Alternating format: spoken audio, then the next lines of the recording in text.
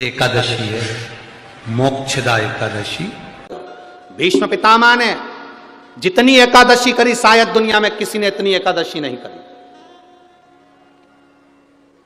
तो भीष्म पितामह ने जो एकादशी करी उसका पुण्य भीष्म पितामह को देना। क्या करना पड़ेगा? पितामह के लिए अर्जुन से कहो बाण छोड़े, पितामह के शरीर को वो बाण छुएंगे, लगेंगे। दुनिया को लगेगा कि भीष्म पितामह बाणों की सैया पर पड़े हैं, और भीष्म पितामह बाणों की सैया पर नहीं। पितामह ने जितनी एकादशी करी है वो सारी एकादशी बाण बनकर भीष्म पितामह को अपने हाथ पर झेल लेगी, उसको मरने नहीं देगी, पटक। जिसको इतने सारे बाण चुभे हों उसको कितना कष्ट होगा, पर भीष्म पितामह का पूरा शरीर देखो, पूरी कथा देखो। भीष्म पितामह की महाभारत को उठाकर एक एक पर्व को पढ़कर देखना, उसमें भीष्म पितामह बड़े आनंद से बाणों की सैया पर पड़े। द्वारकाधीश पूछ रहे हैं मरते क्यों नहीं हो, दर्द नहीं हो रहा, कष्ट नहीं हो रहा? भीष्म पितामह कह रहे हैं मुझे तो लगता ही नहीं कि मैं बाणों की सैया पर हूं, मुझे तो लगता है जैसे मैं मेरी मां की गोद में सोया हुआ हूं। एकादशी ने भीष्म पितामह को झेल कर रखा था। एकादशी शिव कथा कह रही है। कोई चिढ़ रहा है, चिढ़ने दो। कोई अपशब्द कह रहा है, कहने दो। कोई आड़ा टेढ़ा कह रहा है, कहने दो। कोई कुछ भी बोले, तुम्हें मतलब कि जो शुक्ल पक्षी की एकादशी के दिन शास्त्र कहता है घर के बुजुर्गों को, घर के बड़ों को, जेठ जेठानी हो, सास ससुर हो, घर में जो तुम्हारी उम्र से बड़ा हो, उसको एकादशी के दिन फूल या पीली चने की दाल या पीला वस्त्र, कुछ भी पीली सामग्री आज घर के बड़ों को देना चाहिए। क्यों देना चाहिए? तो शिव महापुराण की कथा कहती है कि जो शुक्ल पक्षी की एकादशी के दिन पीली वस्तु का दान दे देता है, घर के किसी ब्राह्मण को देने नहीं जाना, किसी मंदिर में देने नहीं जाना, आपके ही घर में, आपके ही घर के बड़ों को किसी भी पीली चीज का दान कर सकते। फूल हो, मिठाई हो, कोई अनाज हो, कोई वस्त्र हो, पीली वस्तु का दान दे देता। क्यों होगा? क्या होगा उससे? शिव महापुराण की कथा कहती है उससे जिंदगी में कभी बड़ी बीमारी प्रवेश नहीं कर। कि भगवान शिव के मंदिर में अगर हम प्रवेश नहीं भी कर सके, मान लो शंकर के द्वार पर, शंकर की चौखट पर, शिव के द्वार हम नहीं पहुंच पाए,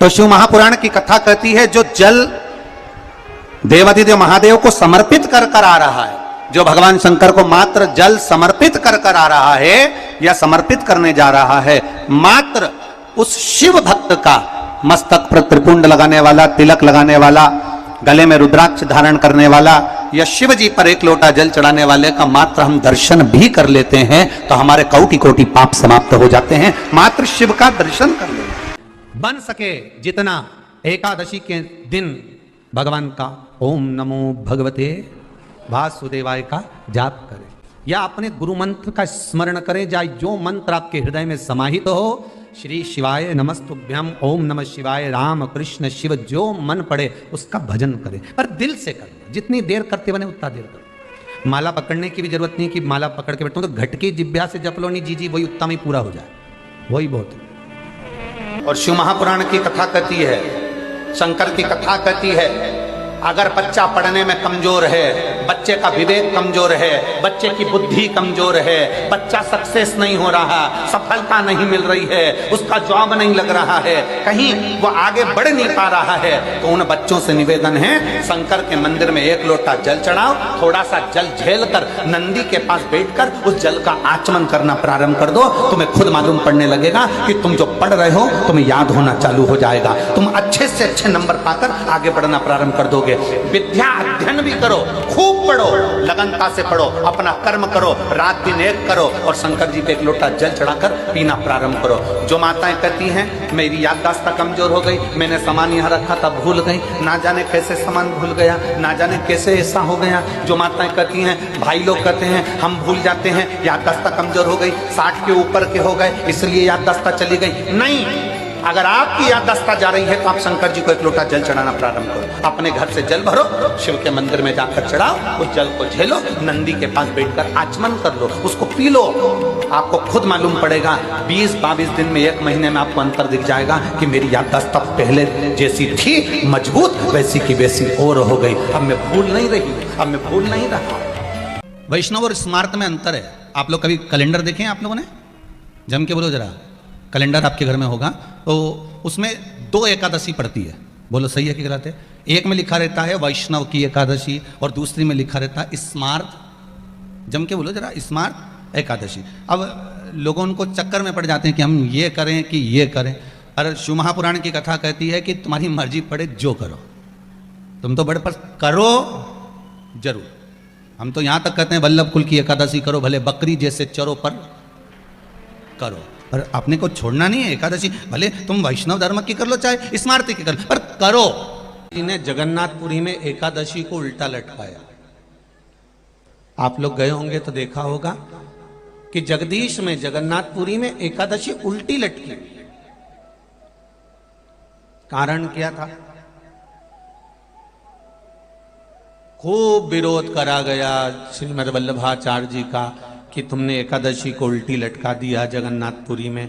क्यों लटकाया? उसका कारण क्या था? श्रीमद् वल्लभाचार्य जी ने कहा, आप कहते हो कि कोई मरे तब एकादशी का दान दीजिए, आप कहते हो कि कोई मरे तब अन्न का दान दीजिए, आप कहते हो कि कोई मरे उसके बाद में आप ये दान दीजिए। श्रीमद् वल्लभाचार्य जी ने एकादशी को उल्टा लटका कर कहा कि एकादशी का अगर दान करना है तो पहले एकादशी करो और एकादशी करने के बाद उस एकादशी का फिर दान करो जीते जी। एकादशी है कौन? क्यों इसकी इतनी प्रधानता है? क्यों इसकी पुण्यता है? ऐसा क्या है एकादशी में जो इसकी पुण्यता मानी जाए? कौन है ये जो भगवान नारायण तक एकादशी का व्रत करते हैं? सुभद्रा जी को भगवान जगन्नाथ ने, जगदीश ने एकादशी का व्रत कराया था। बद्रीनारायण भगवान को माता लक्ष्मी ने एकादशी का व्रत कराया था। क्यों? चंद्रायण एकादशी व्रत की माता। एकादशी है कौन? तो कहा जिसको व्रत करने पर भगवान नारायण भी जिसका व्रत करते हो, भगवान माता लक्ष्मी जिसका व्रत करती हो, वो एकादशी है कौन? तो शास्त्र वर्णन करता है महाराज। स्कंद पुराण का सुंदर चातुर्मास्य खंड के अंतर्गत वर्णन आया है महाराज। एक बार भगवान विष्णु आनंद में विराजमान थे, पद्मावती और माता लक्ष्मी दोनों उनके पास में विराजी हुई थी। भगवान लक्ष्मी और पद्मावती दोनों बैठी, एक सिर के पास, एक चरण के पास। कुछ समय बाद वहीं पर ब्रह्मदेव का आगमन हुआ और ब्रह्मा जी आगमन पाकर भगवान नारायण पद्मावती से लगकर उठे और उठकर लक्ष्मी की ओर झुके। झुकने पर इन तीनों के समागम से भगवान नारायण के हृदय चित्त से एक कन्या प्रकट हो गई। उस कन्या का नाम एका था। क्या नाम था? एका। अब 10 उसके गुण इतने प्रबल थे, वो 10 गुण उसके बड़े प्रबल थे कि वो एका जिसको निहारती थी उसको संपदावान बना देती थी। जिसको देख लेती थी उसके जीवन में वो आनंद की अनुभूतियां करा देती थी। एका जिस मार्ग से जाती थी उस मार्ग के द्वार खोल देती थी। एका का पुण्य इतना पुण्य प्रखर। पद्मावती और लक्ष्मी ने कहा, महाराज ये बेटी आपके द्वारा निर्मित हुई है, इसका कन्यादान करना चाहिए। हमारे यहाँ हिंदू धर्म में रीति है, जिस दिन कन्यादान करा जाता है उस दिन व्रत रखा जाता है। अब आजकल रखते कि नहीं रखते मालूम नहीं, और कन्यादान करते समय व्रत रखा जाता है। व्रत रख श्री शिवाय नमः। मांग तुझे क्या चाहिए?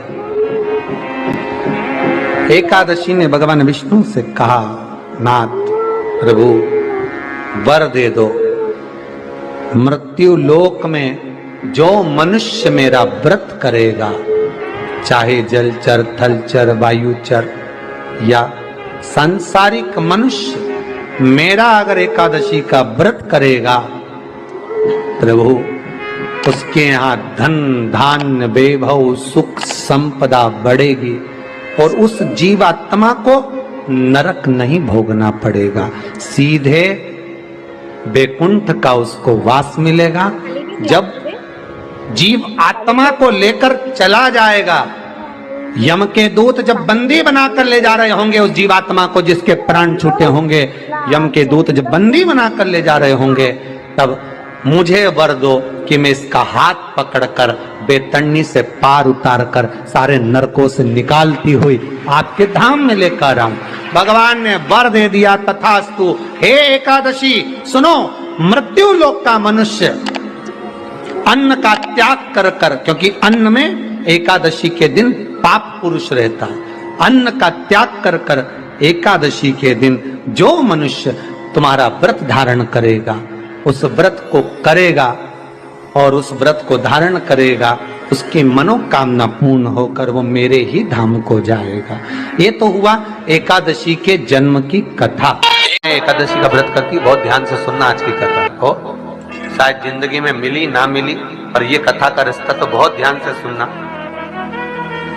स्कंद पुराण यहाँ तक कहती है कि इस कथा के चरित्र को जो श्रवण कर लेता है उसको 26 एकादशी करना भी नहीं पड़ती। इस एकादशी की केवल ये कथा सुनकर ही वो तर जाता है। बहुत ध्यान से सुनना इसको, कथा को। एकादशी के दिन जब आप जल शंकर को चढ़ाने तो रोज ही जाते हैं। जब एकादशी का दिन रहे और शंकर जी के मंदिर में आप जल समर्पित करें तो 3 बार मुख से स्वधा स्वधा स्वधा या स्वधा स्तोत्र का पाठ, जिसमें 12 श्लोक 2-4 हैं। पैसा तो आ रहा है पर घर में टिक नहीं रहा। डॉक्टर में, पुलिस में, एक्सीडेंट आदि में, कहीं गलत जगह पर, व्यसन में अगर पैसा जा रहा है, जुए में, मांसाहार, मदिरा पान, या कहीं आया पैसा, पैसा आने में कमी नहीं, आ रहा है पर टिक नहीं रहा, रुक नहीं रहा।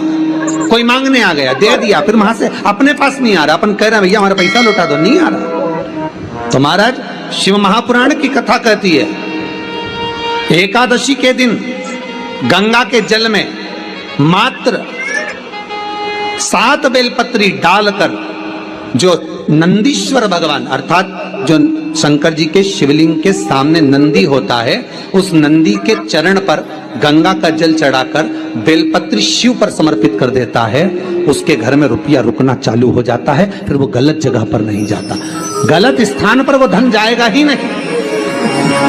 आप अगर श्री शिवाय नमस्तुभ्यम का जाप कर रहे हो, प्रतिदिन आपके मुख से 11 बार, 21 बार श्री शिवाय नमस्तुभ्यम मंत्र निकल रहा है, भले काम करते करते निकले। शास्त्र कहता है 1 वर्ष 11 दिन जिसके मुख से 11 बार प्रतिदिन श्री शिवाय नमस्तुभ्यम मंत्र का जाप निकलता है, वो मंत्र सिद्ध हो जाता है और उस मंत्र से वो अपने जीवन को सुखी कर सकते हैं। एकादशी के दिन कभी तुम बद्रीनाथ चले जाओ, एकादशी के दिन तुम द्वारका चले जाओ, एकादशी के दिन तुम तिरुपति चले जाओ, एकादशी के दिन तुम जगन्नाथ चले जाओ, एकादशी के दिन तुम्हारी मर्जी पड़े भगवान के किसी धाम में चले जाओ और भगवान को भोग लगाओ और उनकी थाली को झांक कर देखना, उसमें चावल जरूर मिलेगा। उसमें ऐसा नहीं है कि चावल नहीं मिलेगा। बद्री नारायण में भगवान को चावल का भोग लगा हुआ मिलेगा, द्वारका में चावल का भोग लगा हुआ मिलेगा, आपको जगन्नाथ में चावल का भोग लगा हुआ मिलेगा, तिरुपति में मिलेगा, द्वारकाधीश में मिलेगा, नाथद्वारा में मिलेगा, सांवरिया सेठ में मिलेगा, काकुरोली जी में मिलेगा। आप जहां जाओगे वहां पर एकादशी के दिन भगवान को चावल आएगा, क्योंकि भगवान के लिए परहेज नहीं है।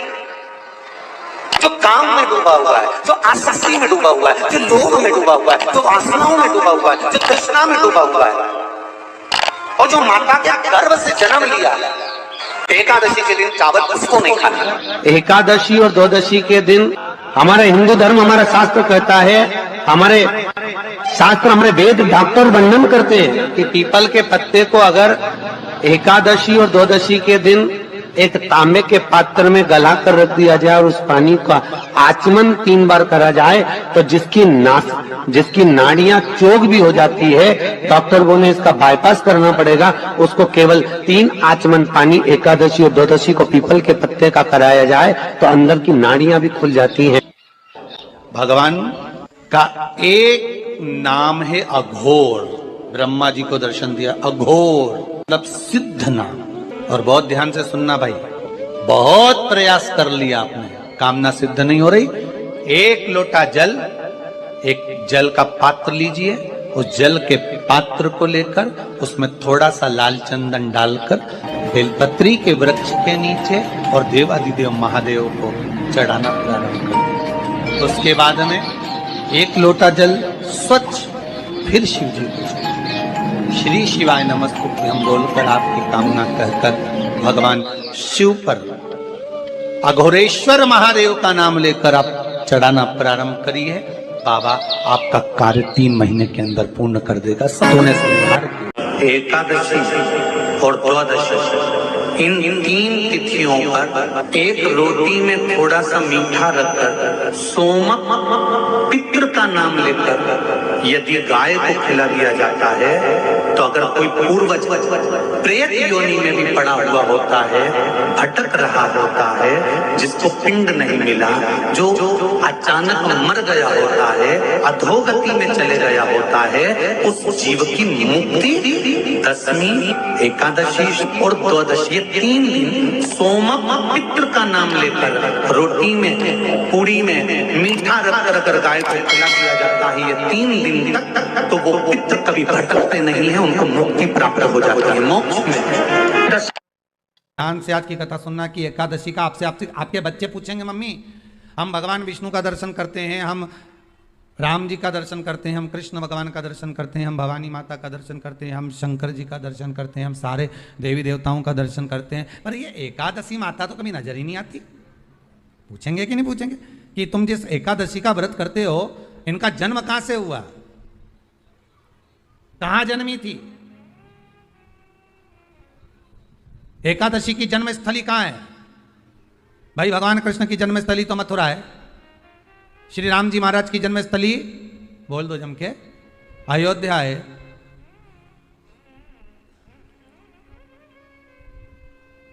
कोई आपसे पूछ ले कि एकादशी की जन्मस्थली कहां है, तो आधे लोग तो बाल खुजाने में लग जाएंगे कि एकादशी आखिर पैदा कहां हुई थी, जन्म कहां लिया था, इसका जन्म हुआ कहां था, कहां जन्मी थी ये?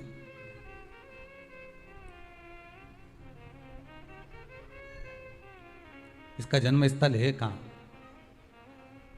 और अगर मान लो जन्म स्थल एकादशी का है,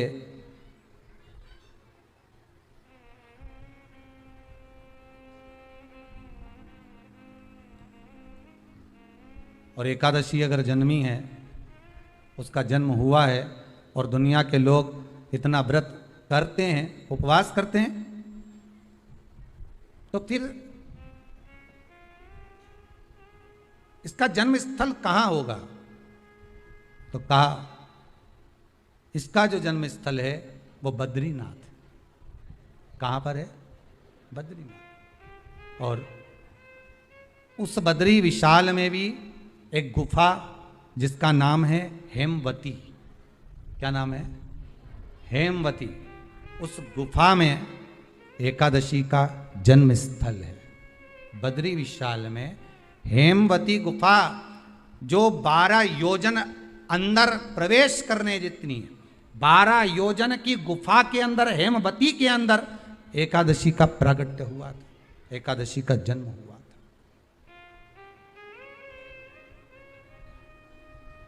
अब तो बता सकते हो ना कि कोई पूछे कि राम जी का जन्म अयोध्या में हुआ, भगवान कृष्ण का जन्म मथुरा में हुआ।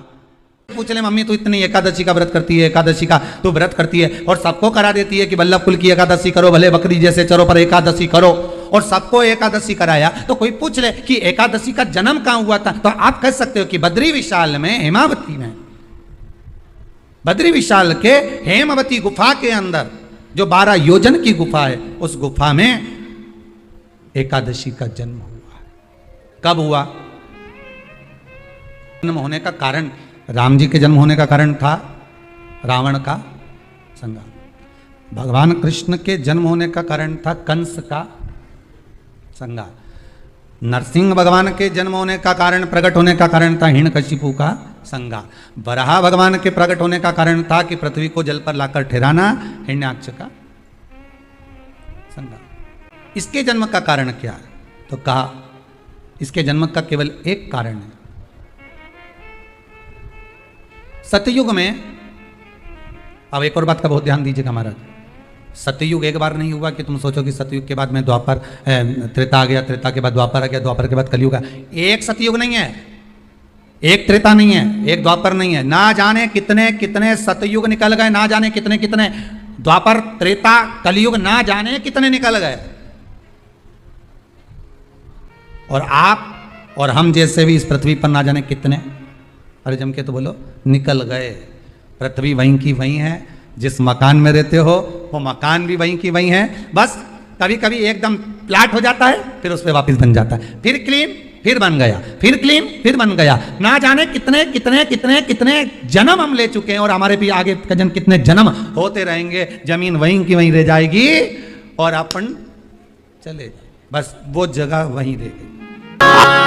अभिषेक कर रहे हो, जल चढ़ा रहे हो, दूध चढ़ा रहे हो, आप पंचामृत सामग्री समर्पित कर रहे हो, आप दुनिया की सारी वस्तु भगवान को दे रहे हो, तो घी चढ़ाते समय जब घी चढ़ जाए, शंकर के शिवलिंग पर घी चढ़ गया, उसकी एक उंगली लेकर शिव मंदिर में जहां शंकर जी पिंडी पर बैठे हैं, उस जलाधारी पर जो शिवलिंग रखा हुआ है, उसके चारों तरफ उस घृत को लगा देना चाहिए, अपनी कामना कर कर।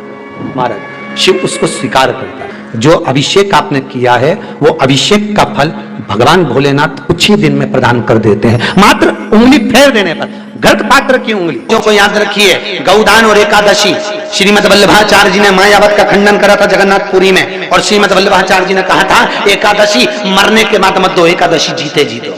कहा था कि नहीं कहा था? जीते जी दान करिए। इसलिए जगदीश में, जगन्नाथपुरी में एकादशी उल्टी लटकी हुई है। करें अपनी दर्शन, जगदीश में एकादशी उल्टा लटकाया, क्यों? क्योंकि वल्लभ ने कहा कि एकादशी जीते जी दो। कई पंडितों कहते हैं तुम्हारे दादाजी मर गए, जब 12वें का दिन होता है ना, तो पंडित जी संकल्प छुड़ाते हैं, देव एकादशी, बड़े बेटे ने 5 दे दी, छोटी बहू ने 3 दे दी, उसने 2 दे दी, उसने 2 दे दी, तो क्या तुम्हारे दादाजी भिखारी थे जो तुम्हारी एकादशियां लेकर जाएंगे? और तुम कौन होते हो दादाजी को एकादशी देने वाले? तुमने कौन सा इतने पुण्य कर लिए जो तुमने एकादशी दे दी? एकादशी के दान की महत्वता श्रीमद वल्लभाचार्य जी ने कहा कि कोई व्यक्ति अगर खटिया पर सड़ रहा है, पलंग पर तड़प रहा है, हॉस्पिटल में पड़ा हुआ है, तो निवेदन है कि उसको देखने जाओ तो अपनी करी हुई एकादशी में से 2 एकादशी का दान उसको तुरंत दे दो। क्यों? तो जिससे उसको मोक्ष मिल जाए। तो एकादशी का व्रत ही पूर्व में किया गया, हमारा पाप कर्म है। हमने किसी जीव की हत्या करी है, हमने किसी को कष्ट प्रदान करा है, हमने किसी को अपशब्द कहा है, हमने किसी को ताने दिए, हमने किसी को आड़ा टेढ़ा कहा है, हमने किसी को गालियां दे दी है। मात्र एकादशी का व्रत ही कर लेने पर ये सारे जो दोष हैं वो समाप्त हो जाते हैं। थोड़ा सा फल दो, एक केला दो, एक सेब दो, पपीता दो, तुम जो फलहार कर रहे हो, चाहे तुम मोरधान पा रहे हो, चाहे तुम जो सामग्री पा रहे हो, और वो थोड़ा सा दो, और गौ माता को उस दिन फलहार दो, अगर एकादशी का आपका व्रत है तो। पर दोष है आपने एकादशी का व्रत तो करा, पर सामने गाय आई ना तो आपने फलहार नहीं दिया, रोटी ही दी है, रोटी ही दी है, डब्बे में से निकाल के ले गई, गाय आई है रोटी देना, देव मना नहीं। बाकी के दिन आप आपके बेटे से कहते हो रोटी दिया बेटा जा, पर आप अपने हाथों से, आपका व्रत है तो आप फलहार आप कर रहे हो, तो फलहार का ही दान गौ माता को दीजिए।